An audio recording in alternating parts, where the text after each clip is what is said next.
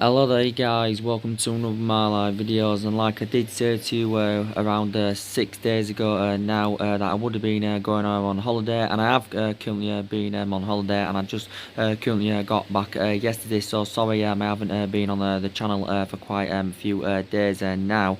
So just going to give you some news of in regards to Manchester United, as we always do on this channel. Going to give you my preview for the Manchester United Crystal Palace game, which is today, 3 o'clock kickoff. Also going to give you a little review of the Wolves Man United game on Monday night, which of course ended 1-1. It was goals from Anthony Martial and of course Ruben Navas. Obviously, Ruben Navas scored for Wolves as well. So the game did end 1-1 on Monday evening as well. I do believe also, Paul Pogba had missed a penalty in that game. So obviously, 2 games have been played so far. We've won 1, and of course we have drawn 1. But I did say, Wolves would have been a tough game because Wolves have got good players. Obviously, Wolves are, very good team. Their record against the top 6 sides is very good. They're very competitive team, and that, they had a good season last season, did Wolves. But yeah, I did say, it was going to be a very difficult game. I thought Manchester United played really well in the first half. Wolves came into the game, of course, in the second half. But I think, bit due to Paul Pogba's penalty miss. I think Paul Pogba has been, suffering some online abuse. Well, I think he's been suffering racial abuse online as Paul Pogba, and that. Obviously, we do know that the European transfer window is open until the 2nd of September, but I still believe there's uncertainty regarding Paul Pogba's future, and that we do know for the entirety of the summer, basically, that Paul Pogba's been relentlessly, linked with a move to Real Madrid. There's also been talks about him making a return to, Turin and that, but I think based on the substantial amount we've put on him, I think, this could be a stumbling block of Paul Pogba leaving Manchester United. But, I think, Paul Pogba, could be now staying at the football club at least for this season. We do know a couple of months ago he said that he wanted to seek for a new challenge. He publicly admitted that he wants to leave Manchester United and all that. Did Paul Pogba, but I think he did say a quick few weeks ago that he said he's still fully committed, to Ole Gunnar Solskjaer's project and that. But we do know at the start of pre-season that, Paul Pogba's agent, Mini Raiola, he came out and said that Paul Pogba's in the process of leaving Manchester United and that. But we still know that Paul Pogba's still got 2 years left on his contract with an option to extend by a further year and that. Obviously, we do know that he's one of the highest paid players at the club. Obviously, he's our most expensive signing as well. Obviously, we do know that his wages were cut by, was it 25%, with our failure to qualify for the Champions League and that. Obviously, Real Madrid is still keen on getting him. Real Madrid, they've spent, what, £300 million this summer on 5 players and that. I think they've negotiated with us about, the price of Paul Pogba and that, and we said want at least around 150 or 160 million pounds. Some reports have said want around 180 million pounds. Obviously that's just over double than what we paid for him from Juventus back in 2016. So Real Madrid have sold players throughout the course of the summer, so they have generated some of the money back and that. But like I updated you, was it earlier on this week or was it last week? Paul Pogba's brother Memphis Pogba, he had his overarching view on the speculation about his brother, and he said basically that Paul Pogba wants to quit Manchester United and that. But Ole Gunnar Solskjaer does know how much of an imperative player that Paul Pogba is, and I think he's doing everything he can to try and convince him to remain at the football club. So this is what he's basically doing. And Paul Pogba's 26, he has still got a lot of years ahead of him, and he is a very imperative player. Paul Pogba did well throughout pre-season. He also did well against Chelsea, getting 2 assists, and it was a shame that he did miss that penalty against Wolves, and he has been criticised for that as Paul Pogba. But I think Paul Pogba's handled the situation quite well. So I do believe there's still uncertainty regarding his future and that.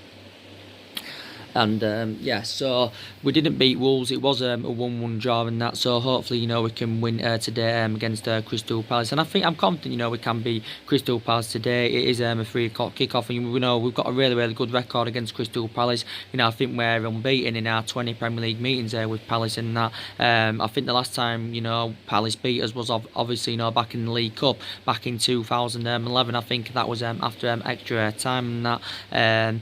Just to give you a bit of team news as well. well. We know that Eric Bailly, of course, is out. He's out until Christmas with a serious knee injury that he sustained, throughout pre-season. We also know that Fossil Mentor, I think, is out. He's a long-term absence, and it's just confirmed that Diego Dalot, of course, is injured. He's out until after the international break. Is Diego Dalot, so he won't be in action until after the international break. Obviously, Diego Dalot said will get given his chances this season, even though we know that Wan-Bissaka is our first choice right back. But we have got quite a few fullbacks. But I think the only injured players are Dalot, Bay, and of course Fossil Mensah and that. So that's the team who's on that. I think Wan-Bissaka, should play today.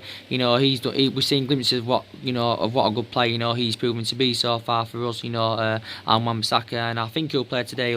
He'll get the chance to play against his former club, Wan-Bissaka. But he's got all the ingredients required to become a huge success at Manchester United, and I think he's been fantastic for us so far as Bissaka. Probably Harry Maguire will play again. I thought he was good on his debut against Chelsea. Don't think it was too bad against Wolves, Maguire in that. But he's addressed our defensive deficiencies, fantastically well as Maguire, and I think him and Victor Lindelof in our backline, complement each other, fantastically well. Which I did say, they currently would do. Harry Maguire's highly experienced. His distribution is good. He shows that ability to play out from the back. His passing is really, really good. There is a concern that element about that he's not really fast, but I don't think that's really, really an issue, to be quite honest with you. We did pay £80 million for him. Maybe we did overpay for Harry Maguire a little bit, but like I said, in these markets at this day and age, you sometimes have got to overpay for players. We can afford to give players big contracts. We can afford to overpay for players, because we're a massive club. We've got massive revenues and that. But I think Harry Maguire, has been absolutely fantastic. And obviously, Harry Maguire is the best option than what we've got in our back line at this present time. We've got around 7 central defenders or something like that, I think. And I think we're orchestrating on getting rid of at least one central defender in that. We're orchestrating on getting rid of at least one central defender, because we've got 7 centre-backs in that. And, I think we need to get rid of Rojo and Darmian. They're two problematic players at Manchester United. Darmian hasn't really been given a chance. He's enjoyed a very, very difficult time at the club. With Marcus Rojo, he's enjoyed a very, very difficult time. His Manchester United career has been mainly affected, with the amount of injuries he has sustained, Marcus Rojo and that. Obviously, Everton inquired about getting him on deadline day. We put around a £25 million valuation on him and that. Just under 2 years left in his contract, Rojo. But I think we definitely need to get rid of him. If we could get rid of Rojo and Darmian, I think we could maybe generate around 35 million pounds for their departure and that. So I think they're two players that do need to leave Manchester United. With Alex Tuanzebe, I think he's going to be remaining at the football club. Obviously, I think he's going to remain at the football club for now, due to the serious knee injury that Eric Bailly had sustained. And I think Tuanzebe, will be a big part of the squad this season, and that. Obviously, he did well throughout pre-season. He did well on his loan spell with Aston Villa last season. So I think he will be staying for now. My overarching view on Smalling and Jones is, they're too inconsistent now. They're going to find it hard, to get chances, Smalling and Jones now, because obviously Ole Gunnar Solskjaer's first choice is obviously Harry Maguire and Victor Lindelof. With Smalling and Jones, they have been 2 long-serving players at the football club. Smalling's been here 9 years. Jones has been here 8 years and that, and we have seen glimpses of how good they can be over the years. But I just think now they're no longer good enough to represent Manchester United and that. So I do believe there's still more players that do need to go. Obviously, we know since Ole Gunnar Solskjaer's arrival, that 4 players have departed the football club or something like that. Valencia left at the end of last season, the season after he's 10 years with Man United. Obviously, we do know that Ander Herrera left. Obviously, Marian Fellaini left back in January, and of course, Romelu Lukaku left the other week as well. Which I thought it was good business. It was good. In that aspect, I thought it was really, really good business. From the money that we generated, from Lukaku's departure, because we did generate a substantial amount for a flop basically, and obviously we basically recouped the money that we did pay for him from Everton a couple of years ago and that. But yeah, so they're the 4 players that left. I think also Joe Pryor the other week confirmed he went to Hearts on loan in Scotland and that. But I do believe there's still further more investment needed in the squad. With still key areas where we are currently lacking in that. But I did say throughout the course of the summer transfer window, it was going to be hard for us to address all the problematic areas in one window. And I do believe Ole Gunnar Solskjaer, didn't get back to enough, throughout the course of the summer, in my opinion. The board did assure that they would have backed him, throughout the course of the summer, but I think that, like I said before, the board have come to terms that, they feel as though they didn't back him enough. So I think in the next couple of windows, Ole Gunnar Solskjaer is going to be backed, and regardless of what happens this season, I think Ole Gunnar Solskjaer's job is safe, as long as we're not, in mid-table, or as long as, we're not, near the relegation zone. I think, Ole Gunnar Solskjaer's job, should be safe. But Ole Gunnar Solskjaer, he's delighted with the summer transfer business. He's delighted with the summer transfer business, and that, we spent £148 million on Daniel James and Wan-Bissaka and Harry Maguire. And we have seen glimpses of what good signings, they've proven to be so far, and all that. I think, the players, we was in for, throughout the course of this summer transfer window, I think we'll probably reignite our interest in them players in the January transfer window. My current opinion, so I think we could go back in for Bruno Fernandes in January. I think we may go back in for Christian Eriksen in January. Perhaps we may go back in for Mandzukic, maybe Dybala, and that. These are the players, of course, we was in for, throughout the course of the summer, and that.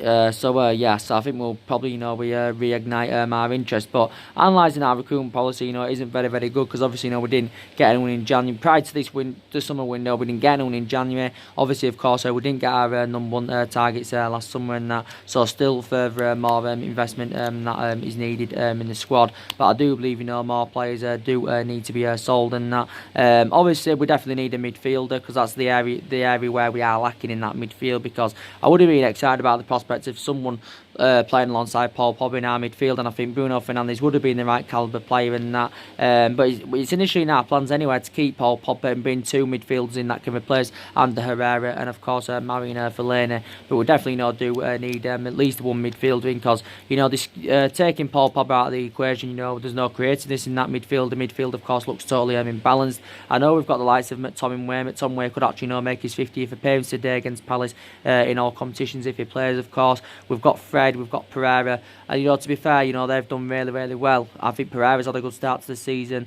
I thought McTominay and that did well throughout pre-season, so did Fred. But I still don't know if they are the long-term solutions for Manchester United, so I am very sceptical about them. I don't know if they've got all the attributes, to succeed at Manchester United, of McTominay, Pereira and Fred. Don't get me wrong, I think they're much better solutions than the Nemanja Matic, because I think Matic is too inconsistent, he's too slow in that. But we definitely need to address that current midfield without a shadow of a doubt. That's one area where we do need to address. Obviously, throughout the course of the summer as well, was in search for a right winner. But yeah, I can see the vast improvements already. So I can definitely see the vast improvements. I think we'll look much better defensively. We're not going to leak nowhere near as many goals as we did last season, because last season we conceded 54 goals in 38 Premier League games. That was our highest total, of course, in 40 years. And we do look much better now in the attacking third of the pitch, because we're creating more chances. We are scoring goals and that, and we have got that pace now up front, and that's obviously something we lacked last season. And this is why last season wasn't scoring enough goals. This is why I wasn't ruthless enough in front of a goal. But we do look much better now in that attacking third of the pitch. You've got Daniel James with electrifying pace. You've got Rashford. He's really, really good. Rashford, he's doing really, really well this season. He's scoring goals. He's providing already, and I think he's going to do fantastic this season. Is Marcus Rashford? He can receive the ball well. Rashford, he can get them, runs in behind and that. So I think he's going to be fantastic this season. I think with Martial, obviously, as he's been given the number 9 shirt. Obviously, Martial. He's going to be playing more central this season, because I think he seems to be more effective in that position, as that obviously got proven throughout pre-season and that. And I think Mason Greenwood, he's going to be a big part of the squad this season. I think he's doing really, really well. Also Chon, I think he'll definitely get given his opportunities as well. And I did say the young players will be a fruition this season. Obviously there was a fruition throughout pre-season that, but we have got quite a few young upcoming players in that, and they will get given their opportunities. The fringe players will get given their opportunities, and of course the experienced players will get given their opportunities in that. So in a way, we've had a good start to the season. It was a shame that we didn't win against Wolves, but I did say Wolves are a very, very good team, and Solskjaer's record against Wolves is bad. We lost. Solskjaer lost twice to Wolves last season with us. Also lost once to Wolves when he was manager of Cardiff and that. So we haven't beaten Wolves in like what 4 meetings there now. So yeah, very very good side there, my Wolves, and I did predict they could finish in maybe the top 8 this season. And that Nuno Santo has done really good job. But I think we can definitely beat Crystal Palace, like I said, unbeaten against them in 20 Premier League games and that. Palace, I think they haven't won a game yet. They've drawn. In their opening 2 games, I think they've drawn 1 and lost 1. I think they drew their first game against Everton 0-0, and I think last week they lost 1-0 to Sheffield United. Did Crystal Palace. I think they've got a couple of players out with injury. I think they've got Mohamedou Sakho out. I think they've also got James Tompkins out of Crystal Palace. So I think definitely we should win this game comfortably. Last season, I think we won 3-1 at Selhurst Park, and I think it was 0-0 at Old Trafford last season. So it should be a win for Manchester United, because obviously we've got to get back to winning ways, because obviously I think our expectations this season is obviously to finish in that top 4. Our expectations is to finish in that top 4, and obviously we do know that Ole Gunnar Solskjaer's got to exceed these expectations. Maybe perhaps win some silverware as well. I hope we can win some silverware this season. So if we were to finish in the top 4 and win the Europa League, I would be really satisfied with that. But I said the dimension of this club and the history of this club, we should be up there competing and winning silverware and that. And like I said, we have been inconsistent there for the last 6 years. But I did say our aspirations anyway will be that top 4 in the next couple of seasons. I don't think we'll win the league this season. I'm very sceptical about that happening, because obviously at the moment City is strides ahead of us. Obviously we do know Liverpool and that are strides ahead of us, and it's very imperative that we catch up with like of Manchester City and Liverpool and that. So yeah, we need to definitely catch up with them. But yeah, our expectations this season, will be, to probably finish in that top 4. But I did say, we have got big ambitions for the future, and that big ambitions for the future, and obviously want to get back to winning silverware and that. And this is something Ole Gunnar Solskjaer does want to bring back to the football club. But like I said, I think if we can do further more investment in January, perhaps if we can do more investment next summer, I think Manchester United, we can definitely win the league next season without a shadow of a doubt. But I did say as well this season, I think our record against the top six sides, I do believe will currently improve in that.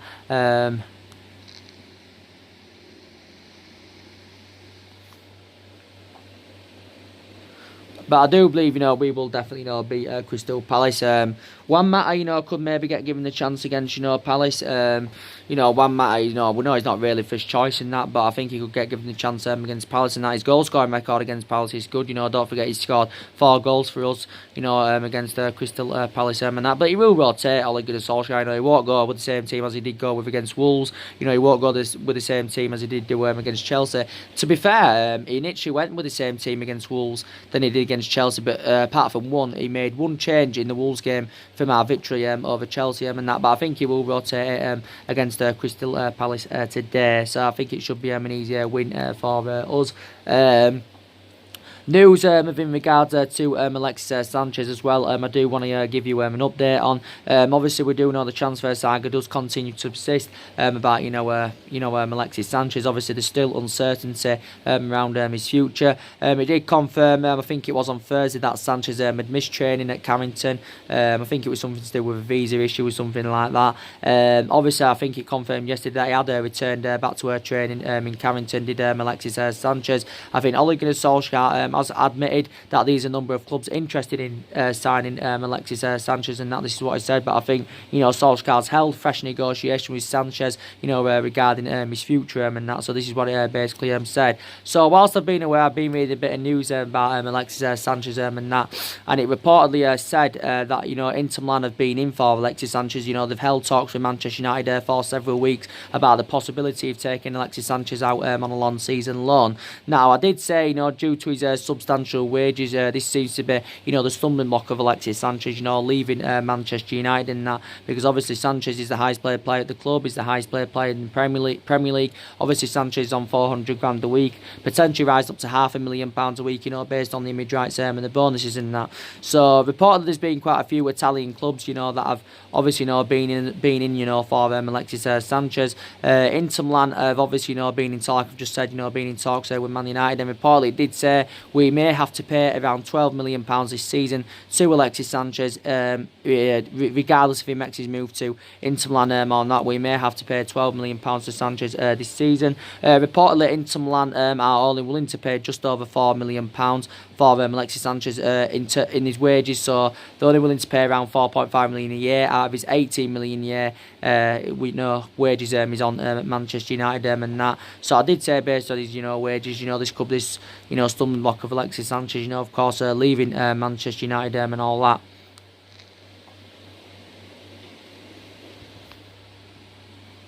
But don't forget, Inter Milan have already got Romelu Lukaku on the board. But I think it came out the other week, and Solskjaer said this prior to the Wolves game. He said that he expects Sanchez to play a lot of games this season. Once fit, and he also said that he believes Sanchez will come good this season, and he believes that Sanchez is part of this first team. He said basically that Sanchez wants to be part of the squad this season and all that. So Sanchez reportedly is keen on staying in Manchester United. He got Solskjaer coming out the other week. He denied speculation that Sanchez was training there with the reserves, because there was reports coming out saying that he could be sent to train with the reserves in order to get him out of the football club and all that. Obviously the other week he had also turned down Rome with Alexis Sanchez, but there's still uncertainty regarding his future.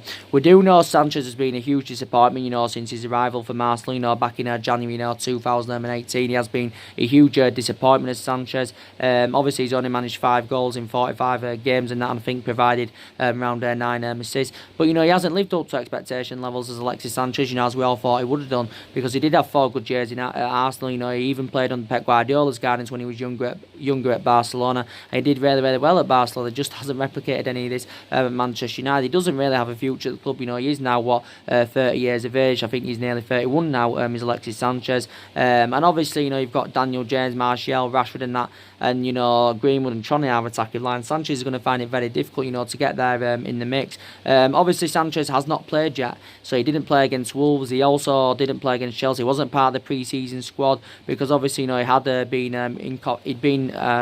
on Copa America duty at the time where he had sustained a hamstring injury. Solskjaer confirmed that Sanchez has been training hard. He's obviously working to full fitness, because we do know Sanchez being below on his current fitness and that. But we do know so far that Sanchez has been a huge disappointment. But I still believe that Inter Milan are in there for him and that. But yeah, Inter Milan are definitely not in there for Alexis Sanchez, and he could be open to making a return back to Italy. Obviously, I think he had 5 successful years with underneath, when he was a lot younger and that. But Rome, he turned down Rome. I think it also said a few other Italian clubs have been in there for him. But yeah, that's the latest news about Sanchez. But I think he could end up staying at Man United anyway, so he should, get given his chances this season, should Sanchez. But I do believe, more players definitely do need to be sold and that. But yeah, and like I said, I think Solskjaer is going to succeed at Manchester United. I think we're going to have a much better season this season, because obviously last season was a huge disappointment. Obviously, we finished 6th. Obviously, we didn't win any silver. Obviously, we failed to qualify for the Champions League, and I'm hopeful, we can get Champions League qualification for this season. I'm very, very hopeful about that. But like I did say, a hell of a lot of money has been invested into the football club. Obviously, £148 million has been spent this summer. Obviously, we do know just under £400 million was spent under Jose Mourinho on 11 players. Obviously, Ole Gunnar Solskjaer's inheriting them players now, and the majority of this squad is not Ole Gunnar Solskjaer's. There's over £200 million spent under the Louis van Gaal era. There was just under £67 million spent under the David Moyes era, and that there's still players here from the Alex Ferguson era, of course, that Ole Gunnar Solskjaer is inheriting. But just under £1 billion has been spent in the last 6 years, in all the managerial eras and that. If you want to take into account what we spent under Alex Ferguson, we spent way over £1 billion. But a hell of a lot of money has been invested into the football club and that.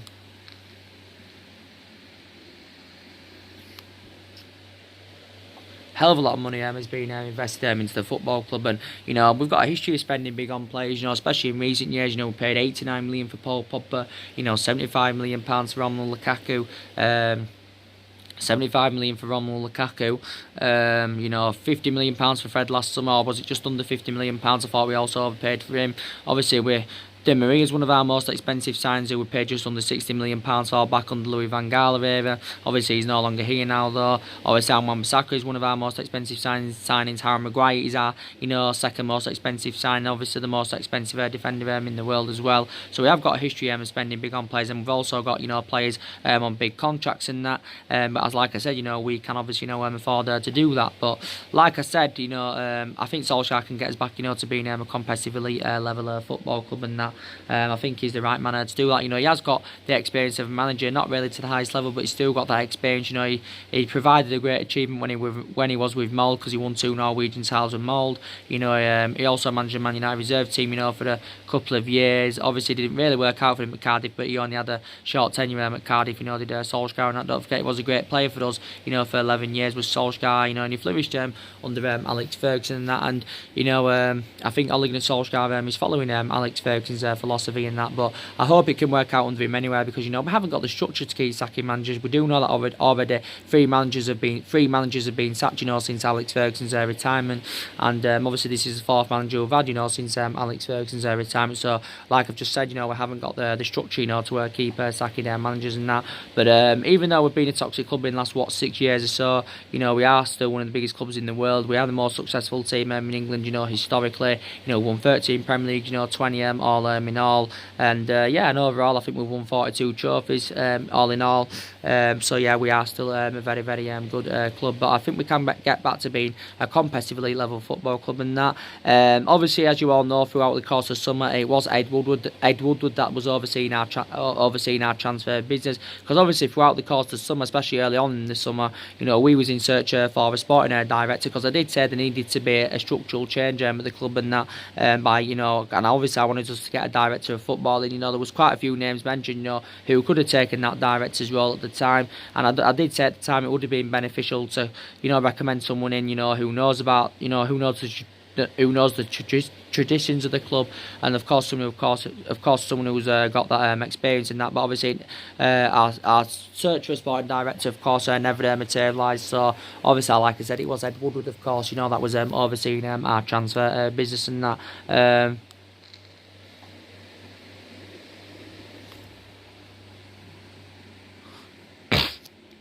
But yeah, like I said, there's still a further more investment, needed at Manchester United. But like I said, there's still Deadwood at the football club, and there's players here now that have been long-serving players at Manchester United, and that obviously players have left who have been long-serving players at the football club. We've still got Ash Young, who's here. He's been here 8 years now as Ashley Young. Well, this is his 9th season now as a Manchester United player. Obviously, Ashley Young is going to be a backup this season, because obviously Wan-Bissaka is our first choice right back. You've got Smalling and Jones. They've been both been nearly here a decade. We've got De Gea, he's been here now for 8 years as David De Gea. He's into his 9th season now. We do know now that David De Gea is staying at the football club. So yeah, there's a few long-serving players at the club, and obviously, with Luke Shaw, he's been here now a number of years. Obviously, he's our first choice left back. Obviously, Luke Shaw was good last season. That's why he won the double player of the season and that. But yeah, very, very imperative player is Luke Shaw. Very, very imperative player indeed. You've got Juan Mata. He's been a long-serving player here. He's heading now into his 6th season as a Manchester United player. Ander Herrera, of course, he's 5 years at Man United before he left. Fellaini served 6 years at Manchester United, of course, before he currently left them and that. But yeah, I think analysing our squad, it's a good squad, but I just don't think it's good enough, to win the league at the moment and that. And obviously, I've also been frustrated with the lack of silverware in the last 6 years. We didn't win out under the David Moyes era. We won the FA Cup under Louis van Gaal era. That came back in 2016.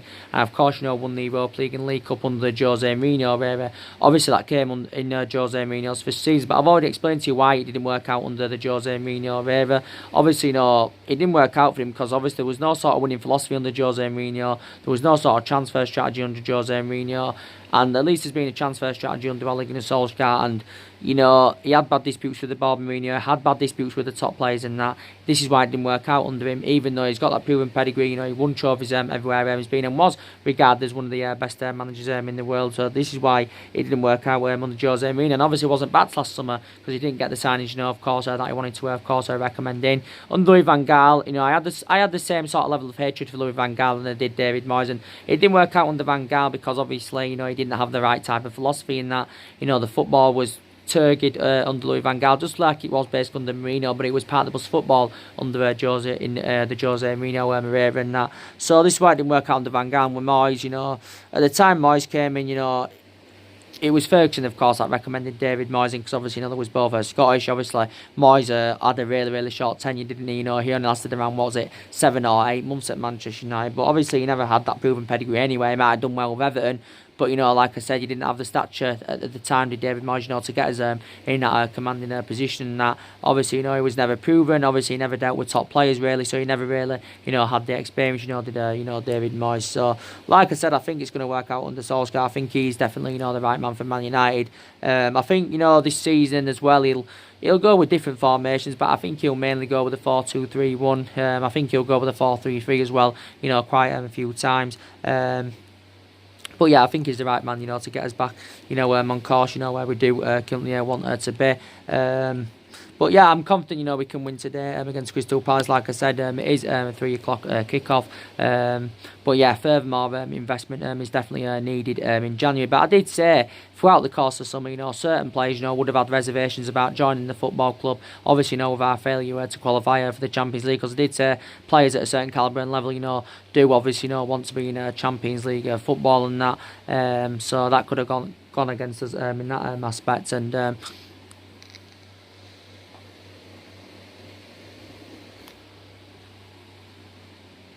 that could have definitely gone against us in that current aspect. But top 4, I'll be happy if we can get a top 4 this season. We'll be disappointed, of course, if we do miss out on the top 4. So I think this season, I think Tottenham are probably going to have a good season. Looking at what they did on deadline day, they should be challenging this season. Should Tottenham? I think Arsenal, their expectations will be to finish in the top 4. I think they'll have a better season this season with Arsenal. Even though they only got a tight budget throughout the course of summer, don't forget they only got around 40 or 45 million pounds to spend, Arsenal, but they did really, really good investment in this window. With Chelsea, I think they're going to have a miserable season at Chelsea this season. They've had a really bad start this campaign so far. They lost to us on the first day, dropped points against Leicester, also lost in the Super Cup against Liverpool. Chelsea, if they don't back Frank Lampard enough, I think they're going to have a bad season this season. And I said, even though Frank Lampard knows the culture of Chelsea Football Club, because he was a great long-serving player for them for 13 years, I don't know if he's got, the stature to get Chelsea in that commanding position. I don't know if he can succeed in to the highest level in management and that, because he hasn't really got the experience as a manager. And he only started in management last season, of course, with Derby. He did get Derby to the playoff final, did Frank Lampard, but I don't know if he can succeed at Chelsea. And Chelsea have obviously got various other problems. They've got a transfer ban. Lost one of the players throughout the course of the summer. In Eden Hazard. They've got quite a few injuries as well. So I don't think Chelsea are going to finish in the top 4 this season. I think with Liverpool, I don't think they'll win the league, but I think they'll definitely be up there. Liverpool, of course, haven't won the league for 30 years. All in all, they have never won the Premier. They've never won the Premier League, since it got founded in '92, 93 and that. But I think they'll still have a good season. Liverpool, they have come close on quite a few occasions, to winning the league. But I'd just say, they're not on City's level at the moment. Liverpool didn't make any investment throughout the course of the summer. Obviously, they didn't make any investment throughout the course of the summer. They invested well though in the last couple of windows. Did Liverpool? Liverpool are obviously beating Southampton 2-1. They beat Norwich by 4 goals still on the opening day, and also beat Chelsea in the Super Cup. So they've had a really, really good start to the season. And Liverpool, obviously Man City, they dropped points against Tottenham last week. Obviously, I think Man City, I think they're still probably going to win the league, in my opinion. I know it's a bit too early to predict who's going to win the league, but I'm going to say Man City are going to win it again, because I think City are a strong outfit. Obviously they've won the league now 4 times. They've won it twice in a row as well, back to back. And I think obviously City are going for their 3rd title in a row. And I think City are good enough to do this. I think they got Joe Cancelo throughout the course of the summer. That's the player that they got in Man City. Obviously City have spent a hell of a lot of money in that. But I think City can do it. And I've got to praise City, because they are the dominant force now in England. They're half strides ahead of us, and I've put City in front of a team that won 3 back-to-back Premier League titles back in 07, 08 and 09, and obviously put them in front of a team that of course won the treble back in 1999. Of course, that's one of our greatest achievements, and that obviously that was one of Ole Gunnar Solskjaer's most iconic moments as a player back in 1999. But yeah, City are the dominant force. City did win an English domestic treble last season, so obviously, you know, they did make history in that aspect as well. But yeah, I think it'll be between City and Liverpool this season. You know, Tottenham could be in there a shout. I think we'll definitely get third. I think we will finish third this season. So I think we're going to... we could finish fourth if we don't finish third. But I think we will have a much better season than that. But it was disappointing that we dropped points against Wolves. But, you know, I am disappointed, but Wolves, I said, they're a really, really decent team. You know, they've also, you know, invested a lot of money with Wolves and that.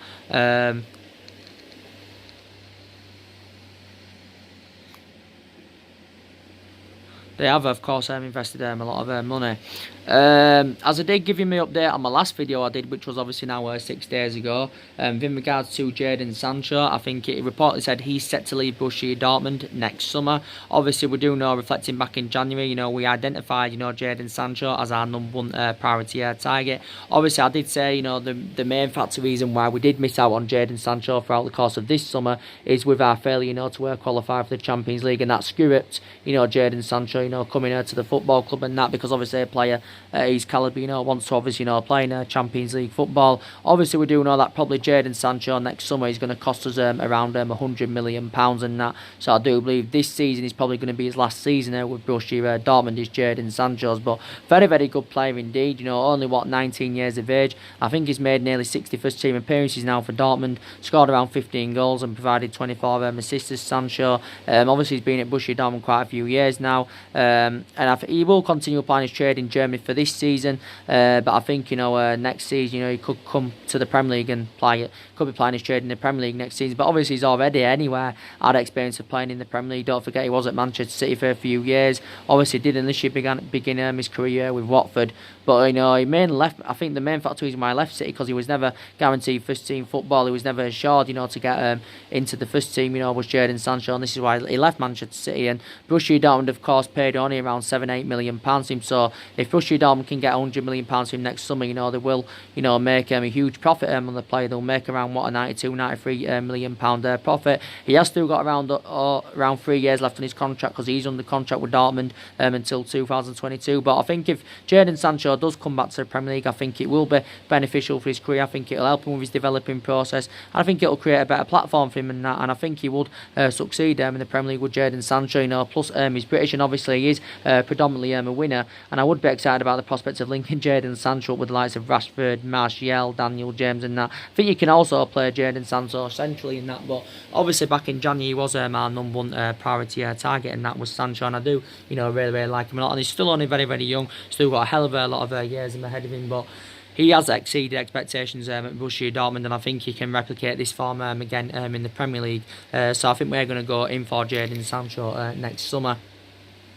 And yeah, so that's mainly everything to update you with. And like I said, I think I'm confident, you know, we can beat Crystal Palace today and that. But I do believe, you know, the players we need to get rid of. Smalling Jones no longer good enough. You know, Ashley Young, I do believe, you know, he should retire from football this season, because obviously, you know, he's now, what, 34 years of age and that. Obviously, he's coming to an end of his career. Obviously, we give him a new 1-year extension last season, don't forget.